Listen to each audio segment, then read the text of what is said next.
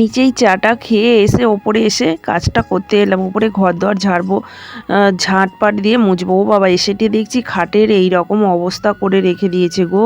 আমাকেই যখন করতে হবে তো চলো ঝটপট চটপট করে কাজ করে নিই। খাট গোছালাম, ঝাঁট দিলাম, মুছলাম, সমস্ত কিছু করলাম। আর আজকে রবিবার, আর রবিবার আছে বলে আজকে আমি একজনাকে আইবুড়ো ভাত খাওয়াবো। একজনা বলতে আমাদের গ্রামের বাড়ির এক ব্রাহ্মণের মেয়েকে আইবুড়ো ভাত খাওয়াবো, কারণ ওদের সঙ্গে আমাদের লেনদেনটা অনেকটাই ভালো। আর রবিবার ছুটির দিন, মেয়েও বাড়িতে থাকবে। আর সকাল থেকেই বরমশাই নেই, মাঠে গেছে।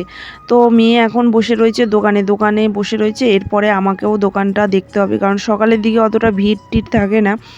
বেলা হলে ভিড় হবে, তখন আমাকে রান্নাও করতে হবে, দোকানও সামলাতে হবে, এত কিছু করতে হবে চিন্তা। তো আমি বললাম এখন বসে থাক, আমি রান্না বান্নাটা কাজকর্ম সেরে নিয়ে আসি। তো এই দেখো এখানে চিকেন আমার অলরেডি রেডি হয়ে গেছে। আর এদিকে বাসন্তী পোলাও করেছি একটু, বাসন্তী পোলাও হয়ে গেছে। এবার আমি খাবারগুলো সব রেডি করব। চলো, অনেক কিছু রান্নাবান্না করেছি, তোমরা দেখতে থাকো পুরো ভিডিওটা। পুরো ভিডিওটা আমার ইউটিউব চ্যানেলে ছাড়া আছে, রিঙ্কু লাইফস্টাইল ব্লগে, তো তোমরা গিয়ে দেখে আসতে পারো। এটা বন্ধ হয়ে গেছে, হয়নি 10:30। খাইয়ে দাও, তুমি বাটিটা তুলে নিলে, আমি ভিডিওটা করছিলাম। ঠিক আছে না, একটা পটল আর আলু এখানে বেগুন ভাজা তুলো, পটল ভাজা তুলো, আলু ভাজা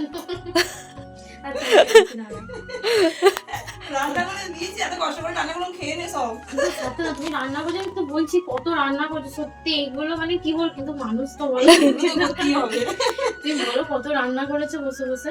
তো বন্ধুরা দেখো কি বলছে, আমার রান্না খেয়ে বলছে খুব খারাপ হয়েছে। একদম না, খুব সুন্দর হয়েছে। আমি ভিডিও করে বিরক্ত করছি বল। ওই জন্যই তো জিজ্ঞাসা করে নিলাম যে আসবি কি আসবি না। অনেকে তো আবার পছন্দ করে না রে, অসুবিধা আছে।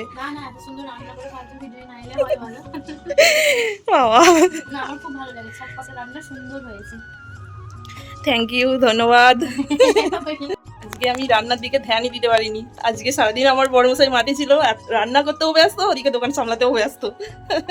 এই নিয়ে হয়েছে, যা হোক করেছি।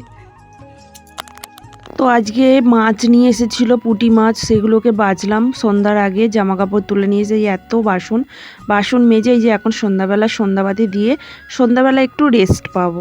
তো চলো, ব্লগটি কেমন লাগলো অবশ্যই জানিও। ভালো লাগলে ফলো করে দিও। ফেসবুক থেকে যারা দেখছো, ইউটিউব থেকে দেখলে অবশ্যই সাবস্ক্রাইব করে পাশে থেকো। আর রান্না কি করেছি তোমরা দেখে নিও, আর বলতে পারলাম না।